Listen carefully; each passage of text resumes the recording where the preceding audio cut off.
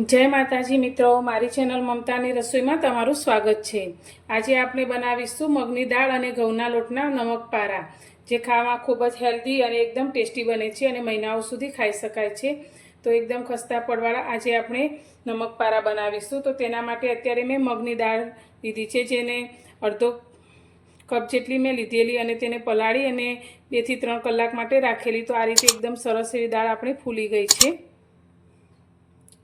તો અડધા કપમાંથી તે ફૂલી અને આ રીતે એક મોટો કપ ભરાય જેટલી આપણી દાળ થઈ છે। તો હવે આપણે એક મિક્સર જાર લઈ લઈશું અને આ જારની અંદર આપણે લીધેલી દાળ લઈ લઈશું। તો આમાંથી મેં બધું જ પાણી કાઢી લીધું છે।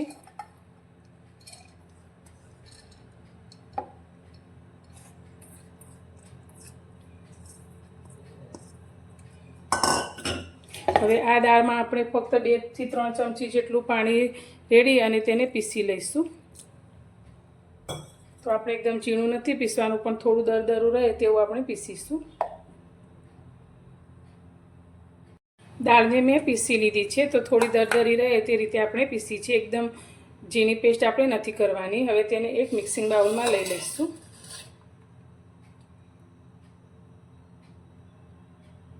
પીસેલી દાળને આપણે બાઉલમાં કાઢી લીધી છે। તો હવે તેની અંદર અત્યારે મેં 1 ચમચી આખું જીરું લીધું છે, તે અંદર એડ કરીશું। સાથે આપણે 1 નાની ચમચી અજમો લીધો છે, જેને હાથથી મસળી અને અંદર એડ કરીશું, જેથી ફ્લેવર એકદમ સરસ આવશે। સાથે કલર માટે આપણે થોડી અંદર હળદર એડ કરીશું। સ્વાદ પ્રમાણે મીઠું એડ કરીશું। તો આપણે આગળ લોટ પણ ઉમેરવાનો છે, એટલે આપણે અત્યારે 1 ચમચી જેટલું મીઠું લઈશું। મોણ માટે અત્યારે મેં 3 ચમચી જેટલું તેલ લીધું છે, તે અંદર લઈ લઈશું। તમે તેલની જગ્યાએ ઘીનો ઉપયોગ પણ કરી શકો છો। તો બધું સારી રીતે મિક્સ કરી લઈશું।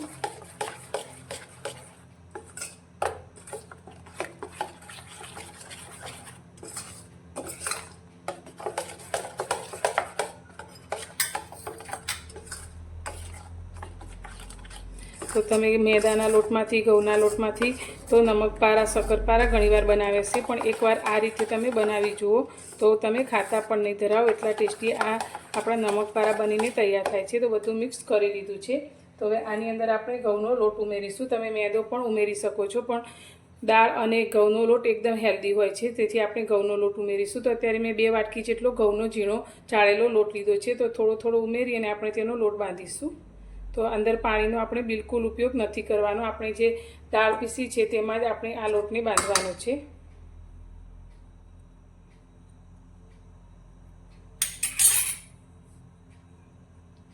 તો જેમ જરૂર પડે તે રીતે આપણે અંદર લોટ એડ કરતા જઈ અને થોડો કઠણ એવો આપણે લોટ બાંધીશું।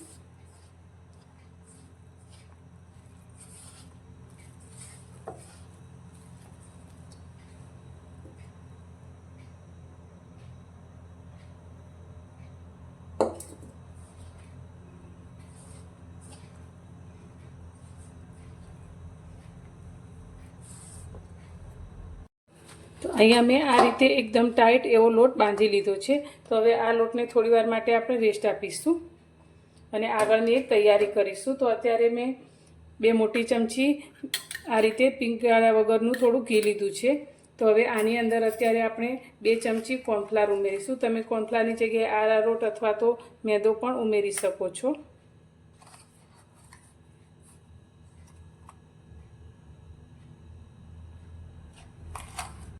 તો અત્યારે આપણે પડવાળા નમક પારા બનાવવાના છે, તેના માટે અત્યારે આપણે સાટો તૈયાર કર્યો છે।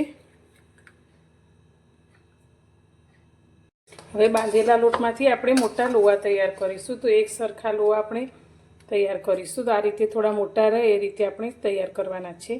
તો આટલા લોટમાંથી આપણે 4 લોવા તૈયાર કરીશું।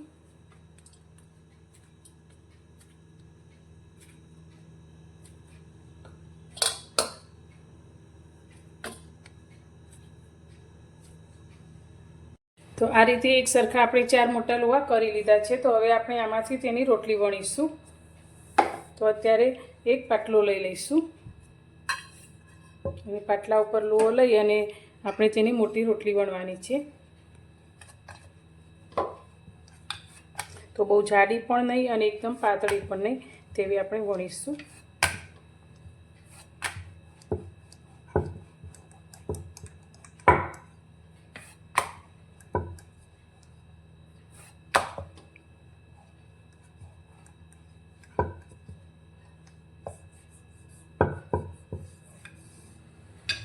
આ રીતે આપણે રોટલી વણી છે, તો તમે જોઈ શકો છો આપણે આટલી થિકનેસ રાખી છે. તો આ જ રીતે આપણે ચારે રોટલીને વણી લઈશું. અહીંયા મેં આ રીતે મોટી 4 રોટલી વણી લીધી છે. તો હવે આપણે એક મોટી થાળી લઈ લઈશું. તમે પ્લેટફોર્મ પર પણ તેને પાથરી શકો છો. હવે તેની ઉપર આપણે આ રોટલીને પાથરી લઈશું.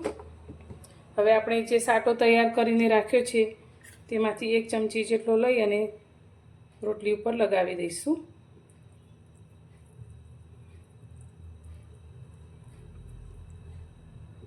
બધી જ બાજુ એક સરખી રીતે આપણે લગાવવાનું છે.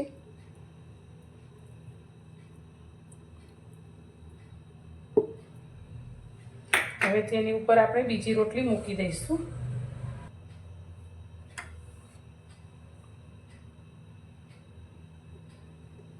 આ રીતે હવે ફરી આની ઉપર પણ આપણે 1 ચમચી જેટલો સાટો લગાવી લઈશું.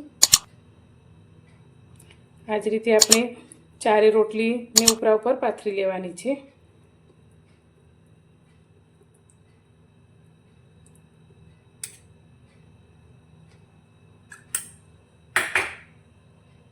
ચારે રોટલીની આપણે વચ્ચે સાટો લગાવીને આ રીતે ભેગી કરી લીધી છે. હવે આપણે ઉપરથી આ રીતે તેને વણી લઈશું. એટલે તેને આપણે થોડી પાતળી કરી લઈશું. તો થાળી જેટલી આપણે પહેલાં મોટી કરીશું.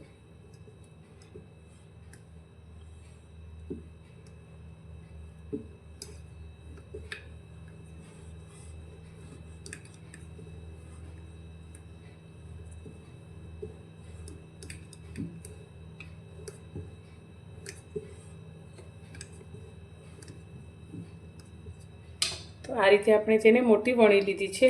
હવે આમાંથી નમકપારા ડિઝાઇનવાળા બનાવવા માટે મેં આ રીતે ખાલી જે દવાની બોટલ હોય તેનું ઢાંકણું લીધું છે. તેનાથી આપણે અત્યારે આ નાસ્તો તૈયાર કરીશું. તો આ રીતે તેને આપણે કાઢીશું.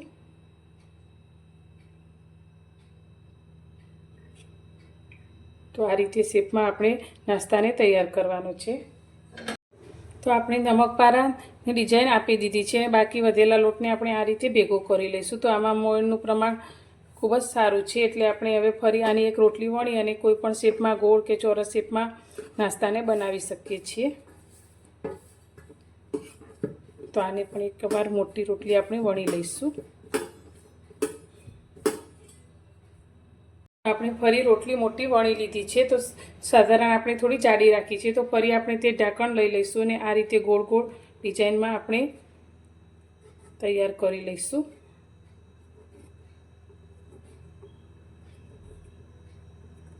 તો આ રીતનો નાસ્તો પણ બાળકોને ખૂબ જ પસંદ આવે છે.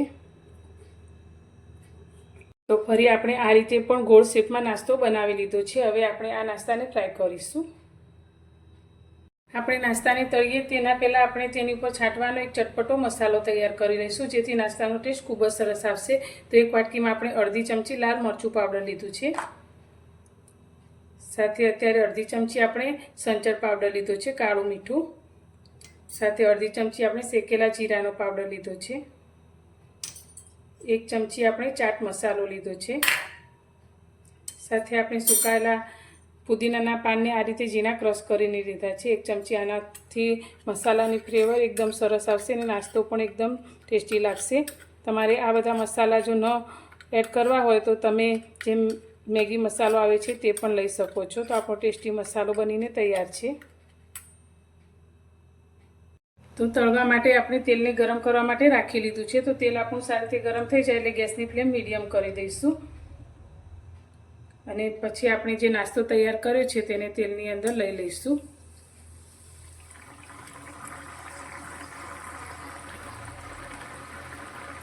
હવે મીડિયમ ગેસની ફ્લેમ પર નાસ્તાને આપણે સારી રીતે તળાવવા દેવાનો છે. તો એકદમ ક્રિસ્પી અને ખસ્તા તૈયાર થાય તે રીતે તેને તળાવવા દઈશું. તો અત્યારે વચ્ચેથી આપણે જારાને બિલકુલ અડકવાનું નથી, જારાથી બિલકુલ અડકવાનું નથી અને તેને આ રીતે તળાવવા દેવાનો છે. તે તળાઈને તેની જાતે ઉપર આવી જાય પછી તેને આપણે ફેરવીશું. તો નાસ્તો આપણો તળાઈને આ રીતે ઉપર આવી ગયો છે અને તમે જોઈ શકો છો આ રીતે તેના પડ પણ ખુલ્લા પડી ગયા છે. તો આ રીતે ગોલ્ડન બ્રાઉન કલર આવે એટલે આપણે નાસ્તાને બહાર કાઢી લઈશું. તો એકદમ સરસ પડવાળો નાસ્તો આપણો તૈયાર થયો છે. તો હવે ફરી આપણે બીજા નાસ્તાને પણ તળવા માટે તેલમાં લઈ લઈશું. બીજો નાસ્તો આપણો તળાય છે ત્યાં સુધી આપણે તળાયેલા ગરમ નાસ્તાની અંદર અડધી ચમચી જેટલો મસાલો આ રીતે છાંટી દઈશું, જેથી ગરમ ગરમની અંદર મસાલો સારી રીતે અંદર ભળી જશે. અને આ જ રીતે આપણે બધો જ નાસ્તો તૈયાર કરીશું. તો મિત્રો તૈયાર છે આપણે ઘઉંનો લોટ અને મગની દાળમાંથી બનાવેલા એકદમ ખસ્તા અને પડવાળા નમકપારા. તો આ રીતે તોડીએ તો એકદમ સરસ રીતે ભૂકો થઈ જાય છે. એવા આપણા નમકપારા તૈયાર થયા છે. તો તમને મારી આજની આ રેસીપી કેવી લાગી? જો પસંદ આવી હોય તો વિડીયોને લાઇક કરવાનું બિલકુલ ભૂલતા નહીં. તમે તે ખાસ કરીને ભૂલી જાઓ છો. અને સાથે ચેનલ પર નવા છો તો સબસ્ક્રાઈબ પણ જરૂરથી કરજો. અને મને કોમેન્ટમાં જણાવજો કે તમને આજની મારી આ રેસીપી કેવી લાગી. પસંદ આવી હોય તો લાઇક, શેર અને સબસ્ક્રાઈબ જરૂરથી કરજો.